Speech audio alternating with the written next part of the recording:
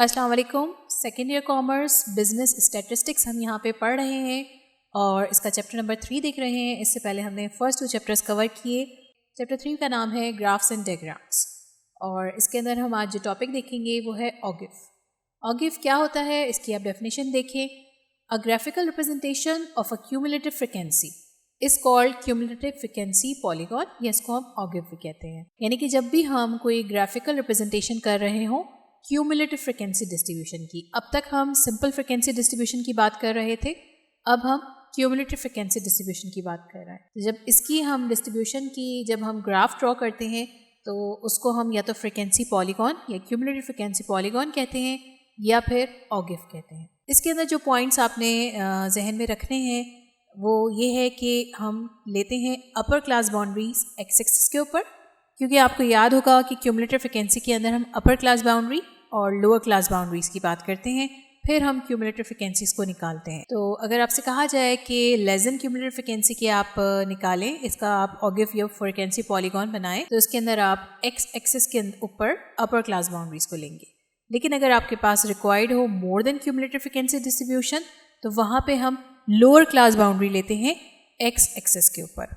ठीक है, ये सबसे इसका मेन पॉइंट है। नेक्स्ट इसके अंदर जो आपने जहन में रखनी है चीज़ कि if the plotted points are jointed by a smooth curve the graph is called an ogive curve. ठीक है, यानी कि हम इसको स्मूथ लाइन से ड्रॉ कर देते हैं अगर, तो वो चीज़ हमारी ऑगिफ कर्व कहलाता है। यहाँ पे हमने ली है exercise 3.11। The following data gives the age distribution of 60 boys, draw a less than cumulative frequency polygon.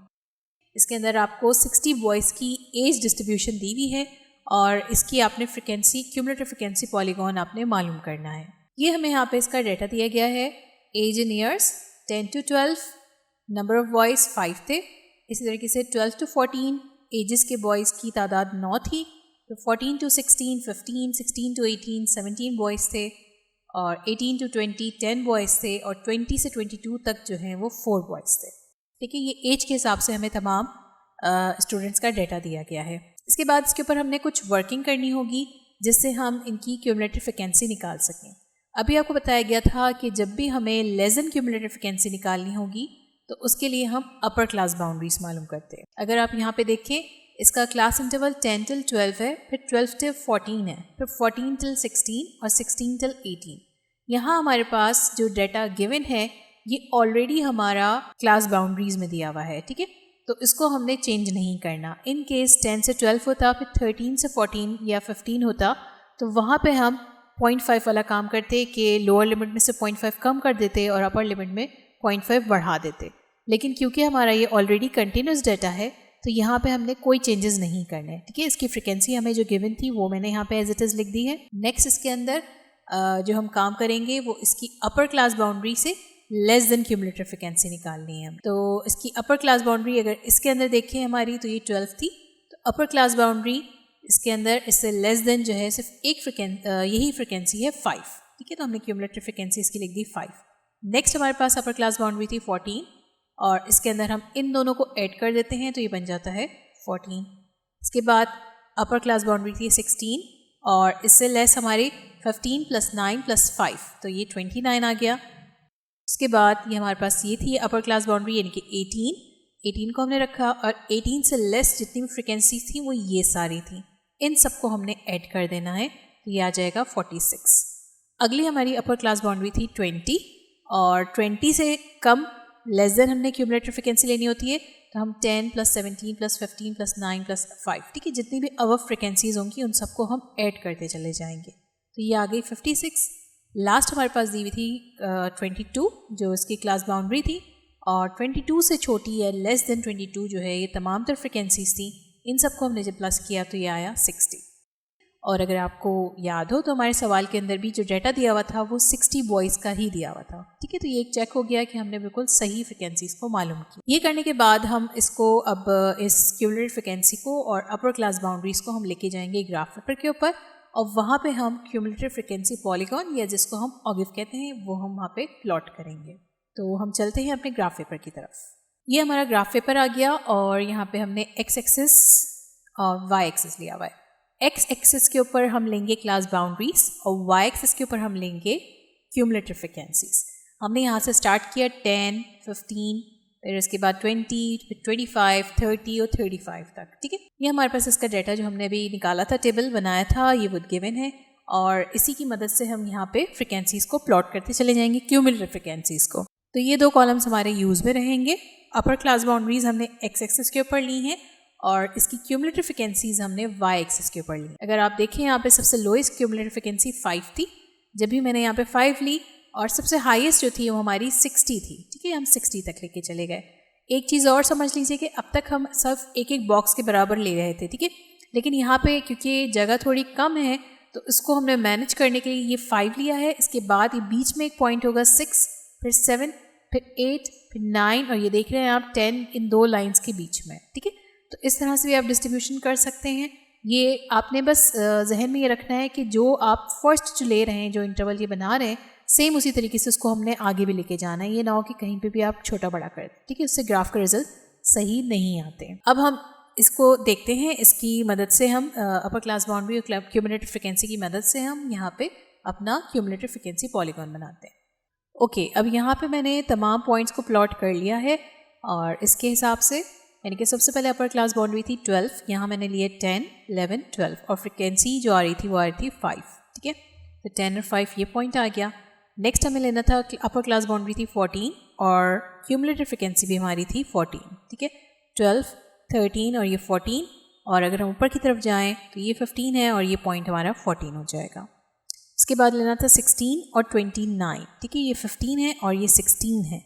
हम यहाँ से सीधा ऊपर गए और ये 30 बीच में आ रहा है, ये हमारा आ जाएगा 29। नेक्स्ट हमें लेना था 18, तो 15 ये था, 16, 17 और 18, इससे हम सीधे ऊपर जाएंगे और क्यूमुलेटिव फ्रिक्वेंसी हमें चाहिए 46, ठीक है। तो ये हम सीधा ऊपर गए और ये 45 इस पॉइंट पे था, ये 46 हो गया। नेक्स्ट हमें लेना है 20, ये 20 पॉइंट है और इसके 56, हम सीधा ऊपर गए, ये 55 है और ये 56। फिर नेक्स्ट हमने लेना है अपर क्लास बाउंड्री 22, ये 20 था, 21 और ये 22 और इसका हमने लेना है 60, तो ये हम सीधा ऊपर गए और ये पॉइंट हमारा 60, ठीक है, यहाँ से सही। अब इन तमाम पॉइंट्स को हम आपस में ज्वाइन कर देंगे तो हमारे पास क्यूमुलेटिव फ्रिक्वेंसी पॉलीगॉन ड्रॉ हो जाएगा। यहाँ से मैंने इसको ड्रॉ करना शुरू किया है और ये इस पॉइंट पे गया, फिर यहाँ से इसको हम ऊपर लेके गए और फिर ये अगले पॉइंट पे इसको हमने ड्रॉ किया।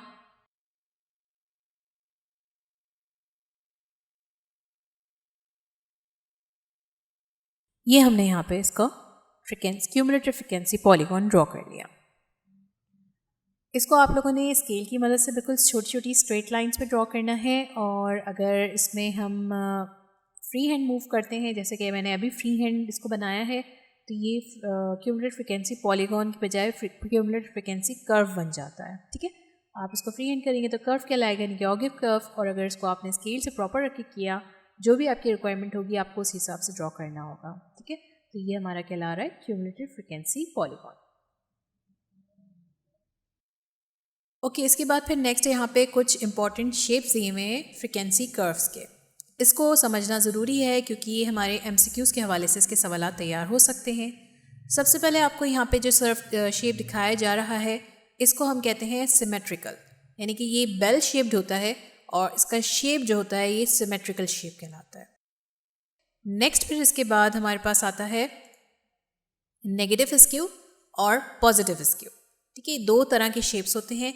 ये चीज़ इस तरीके से अगर ये हमारा कर्व ड्रॉ हो रहा है तो हम इसको कहेंगे नेगेटिवली स्क्यूड, या इसको हम मॉडरेटली स्क्यूड भी कहते हैं। और यही अगर हमारा कर्व इस तरफ की तरफ जा रहा है, ये डाउनवर्ड्स है, तो ये पॉजिटिवली स्क्यूड कहलाएगा। नेक्स्ट फिर हमारे पास होते हैं ये इस तरह के डबल कर्व्स होते हैं और इनका नाम होता है बाई मॉडल। फिर ये अगला है हमारे पास, ये आप देख रहे हैं कि यू शेप है, तो इसको हम यू शेप्ड कर्व ही कहते हैं। इसके बाद ये 2 दिए हुए हैं आपको और ये हमारा कहलाता है जे शेप्ड, कि आप देख रहे हैं ना, ये जे शेप में मौजूद है, ये जे शेप्ड कहलाता है और इसको हम हाईली स्क्यूड भी कहते हैं। ये हमारे जो है मॉडरेटली स्क्यूड थे और ये हाईली स्क्यूड कहलाते हैं। और इसका उलट होता है, ये कहलाता है हमारा रिवर्स जे, ठीक है, यानी कि जे का उलट, और ये भी हाईली स्क्यूड होता है, ठीक है। तो ये 2 शेप्स थे, जे शेप्ड और रिवर्स जे शेप। उम्मीद है आज का लेक्चर आप लोगों को अच्छी तरीके से समझ आया होगा और इस सवाल के हवाले से आपने कुछ भी पूछना है तो आप हमसे कमेंट सेक्शन, फेसबुक, इंस्टाग्राम या फिर हमारे इस ईमेल एड्रेस पे अपने तमाम सवालात पूछ सकते हैं। अगर ये वीडियो पसंद आई हो तो इस वीडियो को लाइक ज़रूर कीजिएगा, हमारे चैनल को सब्सक्राइब ज़रूर कीजिएगा। अल्लाह हाफ़िज़।